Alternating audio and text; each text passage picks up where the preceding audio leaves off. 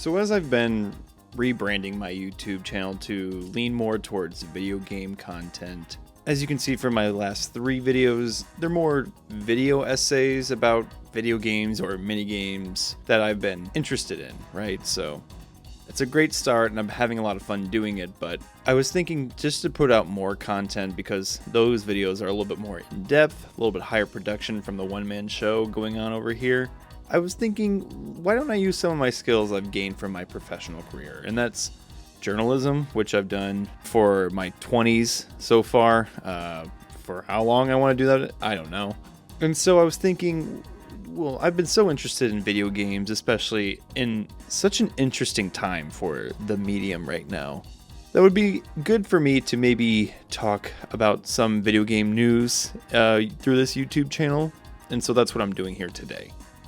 And to say that I'm hitting the ground running here is an understatement because, boy, do we have some news here to talk about. And that's the Steam Deck. Have any of you actually been interested in the Steam Deck? I have been really interested in the Steam Deck, honestly, just maybe about 2 months ago now. And that's because I've just seen how convenient it is. As you're seeing me play right now, I've been playing Slay the Spire 2. Great video game, love it. It's not the greatest game to play on my PC. It's just too much effort to put into it, right?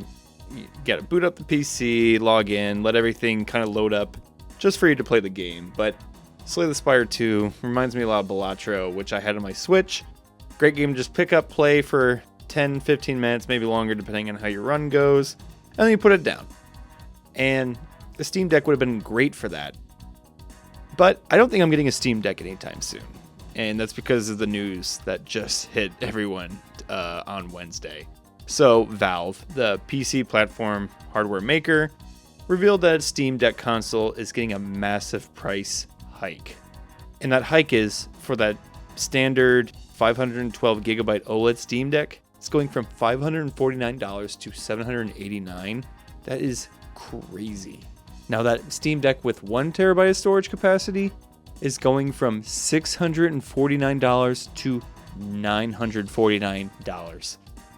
I mean, that's $240 and $300 increase respectively.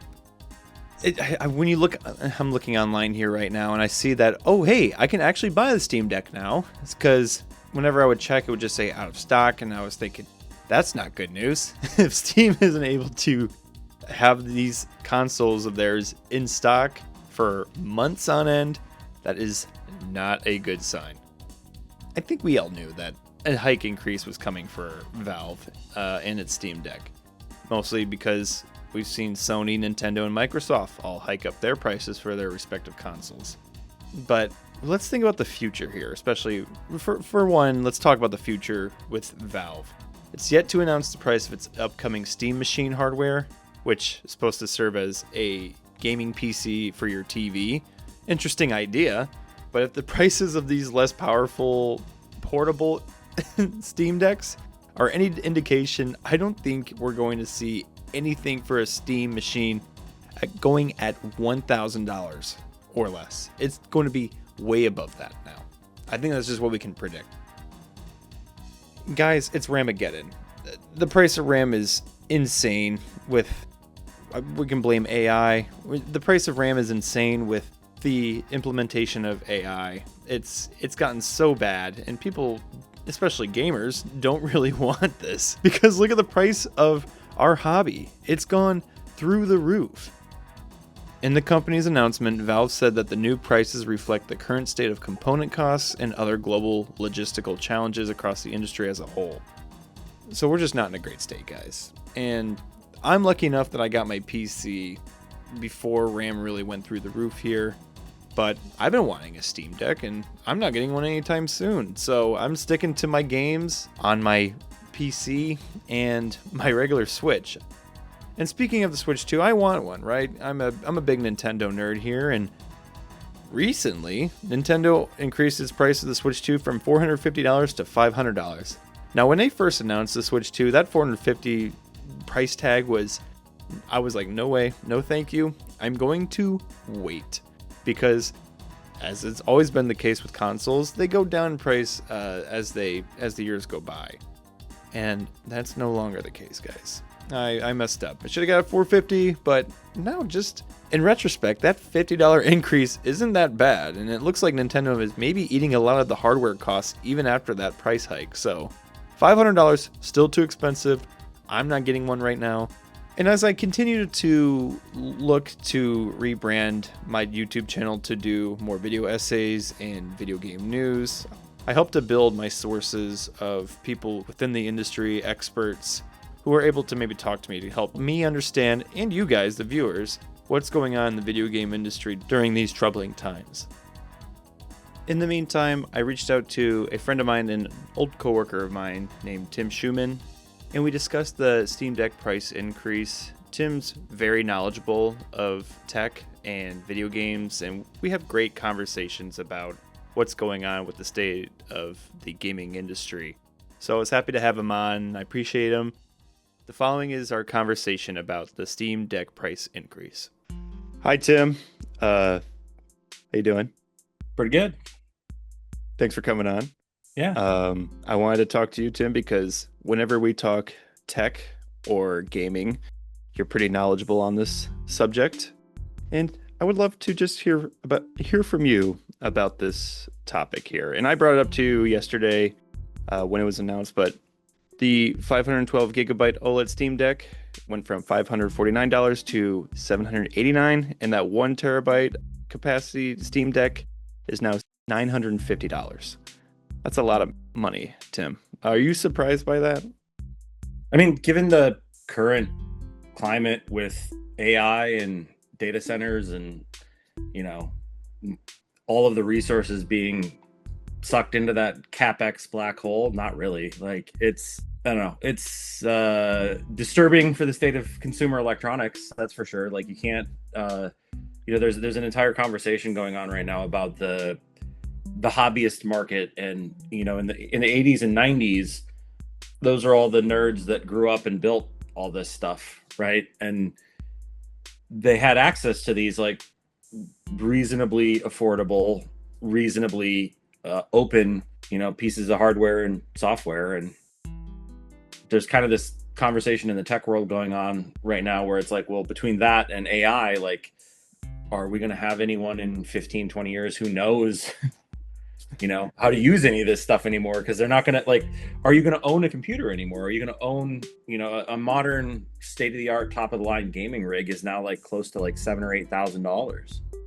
It's just, I feel like we're all getting priced out here, but I just checked the Steam Deck's website, and yesterday it was in stock. And mind you, Tim, I've been wanting one. I've been keeping an eye out. And talked about this like 3 months ago. Yeah, and I went on yesterday. It was in stock for that crazy price increase. But today, right before we started recording, I checked. They're out of stock. So the market's still there, apparently. People still have it's still not too expensive for them, apparently. Yeah, I mean, I just looked at my Steam Deck, right, which I got almost 2 years ago now, a little over a year and a half ago. And I looked up the receipt, actually, right before we got on this call.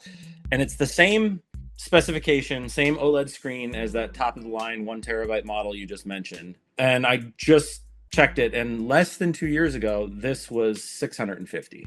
Same model, top-of-the-line, everything. And that's due to exactly two components, RAM and the flash NAND memory on the hard drive, or SSD in this thing. And that's, the Steam, Valve, the company behind Steam, announced the Steam Cube, their new VR headset, and their Steam controller. And they announced them all at the same time, I believe last fall, around November-ish. And the Steam controller was the first one to launch, and it hit reviewers' hands sometime last month, I believe, maybe 2 months ago. And the joke going around was it's launching first because there's no RAM in it. I always thought Valve has a good reputation, right? They're not known to be greedy or kind of shaft their consumers, but I mean, this is a crazy price increase, and I want to compare it to other console makers like Nintendo, which we could talk a little bit more because they've jumped their prices from $450 for the Switch 2 to $500, which a $50 increase isn't as bad a comparison. And I mean, PlayStation boosted their price of their couple-year-old PS5, right? Like we what happened to the age where you would look at a new console and be like, I'll wait a couple of years for it to go in price or maybe get that Black Friday deal. And that's not the case anymore. I should have got the Switch 2 at launch, apparently. And so, Valve, first off, let me just to go back to that first question. Is this a little bit of Valve maybe being greedy or taking advantage of the market right now? Or is this really the price to reflect the price of RAM and everything else going on in the gaming Oh, world? I don't think it's Valve being greedy at all. Like Valve, Okay. like you said, Valve isn't known as a company that does that. I think that they are, in my mind, the perfect example of a benevolent monopoly. They clearly own the gaming space, especially the PC gaming space. They own the publishing space, and they're very good at not um, pushing too far, right? And I think that this price increase for Valve is merely one where they went from making a tiny bit of money on each set of hardware they're selling to losing a large amount of money, I would say. And the Nintendo Switch, which you mentioned, that's I think Nintendo. Well, one, they're not exactly comparable, consoles, right? They're both handhelds, but the hardware in the Nintendo systems has always been known to be like the lowest end of any game console, right? They're never Nobody ever buys a Nintendo system and is like, wow, it's got the fastest processor in it, right? I think Nintendo, even given that small price increase of theirs, they're probably still losing money on it given the current market. I mean, I've seen used hardware that is 2 to 4 years old triple in price over the last year, and that's used, not new. The new demand is just it's off the charts, and it's all being funneled into data centers, and there's 7 to 10 big companies that are just consuming all that, and that's how it's going to be for now. It makes me nervous for the future, both immediately and within 5 to 10 years. But I think in the meantime, at least for me, I've been playing games that are a lot cheaper. These indie games, Slay the Spire 2 has been a good one. Um, Anything else I may already have? Is this a bubble that's going to pop anytime soon? I mean, Do one you can think? hope, but it's I hesitate to speculate, other than to say that, like, I read a really good piece, and about capex and like the history of capital expenditure in the United States, and how the people who benefit from capex are always eventually the consumers, and the corporations that overextend themselves always tend to overinvest, over leverage, get bought out, get acquired, get bailed out, and then the consumers get the resulting incredibly low prices. Like the examples they were using were like the railroad system in the late 1800s, the telecom system in the like 80s and 90s. They built out massive capacity of fiber, throughout the entire country, and then they actually coined the term dark fiber, because switching from copper wires over a modem to optical transmission of data was such a like several orders of magnitude leap in bandwidth that all of a sudden they had it's like building a 50-lane highway when you need a 2-lane bi-directional road, right? They Right, had all right. this capacity, and it was just sitting there, and they spent all this capital building out all this capacity, and then a lot of them just defaulted on the payments, and then they got acquired by a competitor. They got bailed out by various federal loans, lots of different things. But what it ended up creating was the internet boom. It's what created all the bandwidth for all of us to do this, to have like Yeah.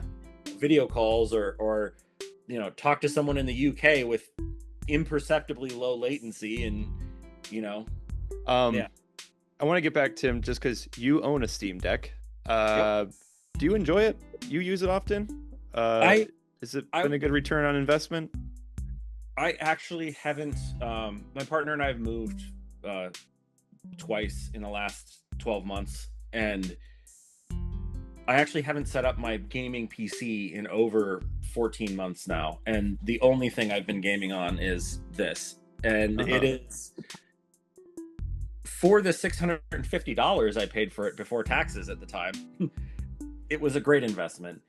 Do I think that between inflation and the increased prices going on right now with AI stuff that it's worth, 970 or whatever you said it was? Yeah, it probably is. Would I still buy it at that price? I wouldn't, but I already have one. I think Lucky. it's it is one of the better investments I've made for gaming, if you can call that an investment. But it is. It's relaxation time. It's time. We've bonded over it, showing like, hey, check out this cool game. This and it's an amazing format. And I routinely like will take the train, or if I'm on public transit, or especially on flights. Like if I'm on a plane, the battery conservatively lasts like 2.5 hours, but anywhere you can find a USB-C outlet, you can plug it in. So There you that's go. pretty much everywhere these days. Yeah. With Valve's Steam Machine coming out, it's definitely going to be over $1,000 now. Oh, Is that something easily. you've been keeping an eye on? It is. I guess like I don't think I'm the right demographic for a Steam machine. If I bought one, it would be secondhand used or after this bubble pops, and I would use it as a media PC in my living room, Sure. to, yes, stream games or play games, but also watch Netflix or, Hulu or whatever. Um, I am much more of a I'll buy the parts and build it myself computer nerd. So Good man, Tim. You keep doing that, and you enjoy that Steam Deck. I'm jealous. One of these days I'll get one, but for the time being, I'm not paying $980 for one. keep an So, eye on the used market. yep, I'll keep an eye out. We'll see what's going on. But hey, Tim, thanks a lot for talking with me about this.